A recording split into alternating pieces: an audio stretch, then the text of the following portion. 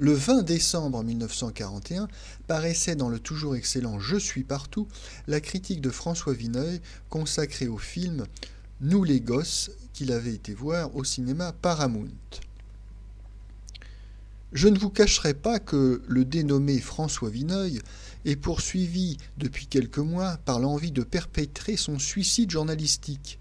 Que voulez-vous ? Cet homme éprouve 9 fois sur 10, dans les salles obscures, un ennui, un teidum vitae, qui appelle les grands moyens. Mais voilà, pour quelque temps au moins, cette sombre tentation écartée grâce à 2 films français qui se font heureusement suite, la semaine dernière Remorque de Jean Grémillon, cette semaine Nous les gosses de Louis Daquin. Un gamin parisien démolit une verrière de son école d'un coup de ballon. Pour faire un exemple, le maître lui annonce qu'il aura remboursé le dégât, 1800 francs. Les gosses de l'école prennent cette menace au pied de la lettre. Le coupable est justement le plus pauvre d'entre eux. Il n'ose pas avouer la catastrophe à ses parents. Les enfants décident alors de mettre à profit les vacances de Pâques pour réunir la somme. Comme ils ont bien 50 francs après avoir vidé leurs poches et cassé leur tirelire, ils se mettent au travail, cirent les souliers des passants, vendent des chansons, servent de pseudo-progéniture à d'ingénieux mendigos. Un marlou du quartier les vole, mais ils parviennent à le découvrir. Ils apportent triomphalement à l'école leurs 1800 francs. Le directeur, bien entendu, après les avoir félicités chaudement, refuse leur argent qu'il n'avait jamais eu l'intention de réclamer. Que va-t-on faire de la cassette ? Organiser une belle sortie collective ? Oui, bravo, vive le directeur. Hélas, le fatidique ballon, à l'instant même, vient crever la nouvelle verrière. Ce petit scénario est dû à Hilero et Gaston Modo.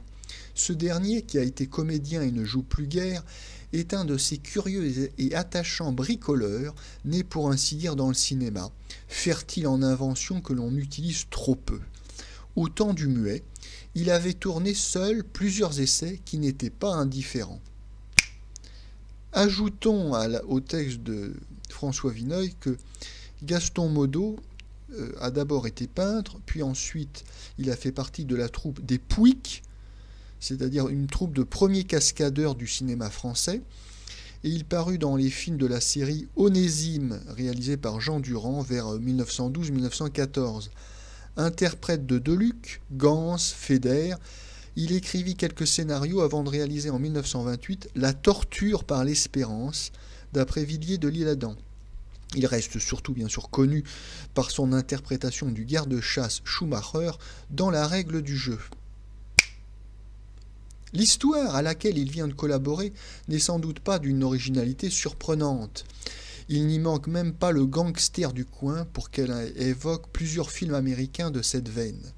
L'épilogue nous rappelle aussi ce joli film berlinois de naguère qui se nommait Émile et les détectives. Mais ces rencontres n'ont pas une très grande importance. Si le canevas du film est connu, il a été très heureusement renouvelé dans le détail. L'aventure fourmille de menues idées, toutes cocasses et gaies, dont la dernière n'est pas la moins amusante. Ce nouvel attentat des footballeurs, qui nous épargne une fin penchant vers le genre édifiant et qui peint bien l'enfance telle qu'elle est, exquise et insupportable.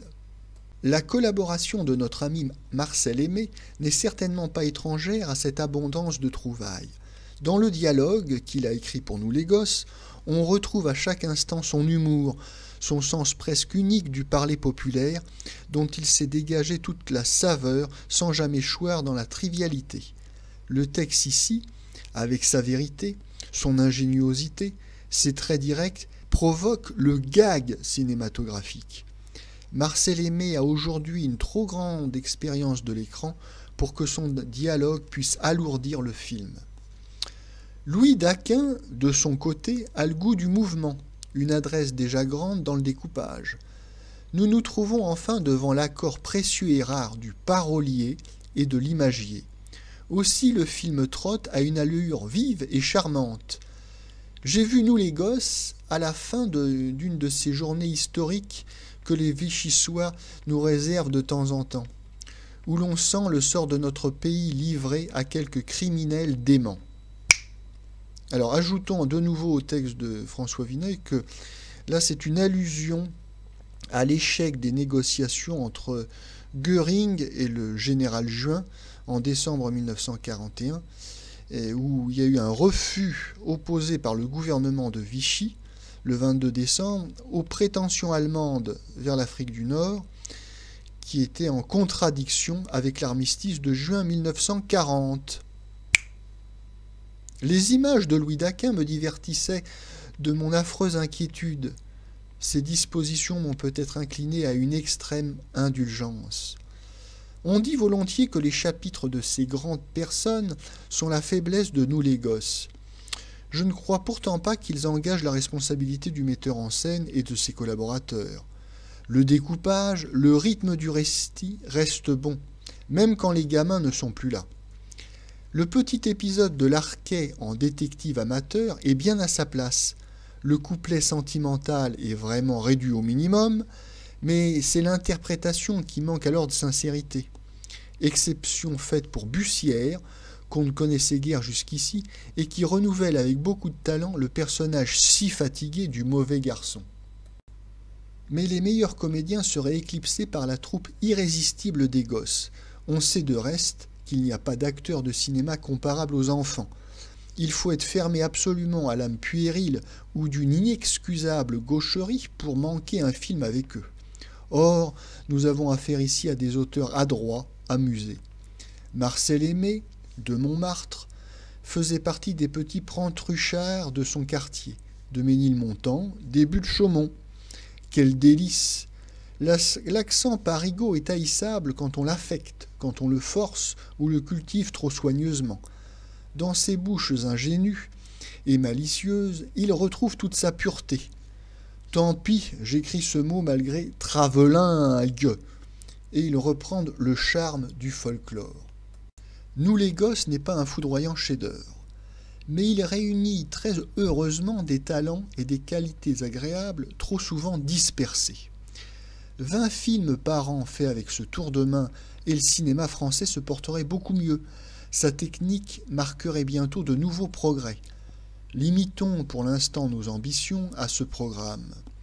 Sa réalisation n'exige vraiment aucun miracle, simplement un peu d'ordre et d'intelligence.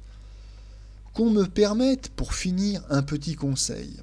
Si vous avez le bonheur de posséder près de vous un gaillard de 8 à 12 ans, n'hésitez pas. Menez-le voir le film de Louis Daquin. Vous pouvez être sûr de provoquer son enthousiasme et, ce qui ne gâte jamais rien, vous lui montrerez une petite histoire très saine.